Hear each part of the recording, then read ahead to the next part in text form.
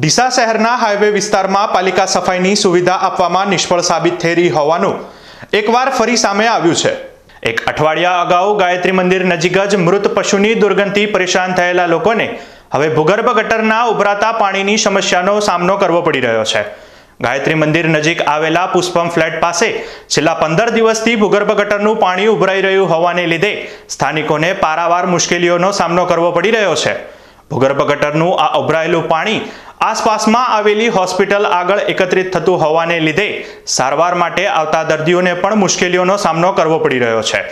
આ વિસ્તારમાં મોટાભાગની હોસ્પિટલો આવેલી છે અને આ હોસ્પિટલોમાં સારવાર માટે ડીસા સહિત રાજસ્થાનથી દર્દીઓ તેમના સગા સંબંધી સાથે આવતા હોય છે। તેવામાં પાલિકા દ્વારા આ વિસ્તારમાં ઉભરાતી ભૂગર્ભ ગટરોની તાત્કાલિક અસરથી સફાઈ કરાવે તેવી માંગ ઉઠી છે।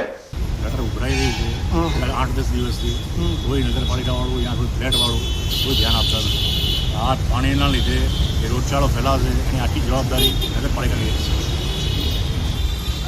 બીજું એ કે આજુબાજુ બધી હોસ્પિટલો આવેલી છે, હોસ્પિટલમાં દર્દીઓ આવે છે, દર્દીઓ ઓલરેડી બીમાર જ હોય છે, પાણીના લીધે વધારે બીમાર થશે। પ્રમુખ શ્રી નગરપાલિકાને અમારી અનુરોધ છે તાત્કાલિક ધોરણે આ પાણીનો નિકાલ કરાવો।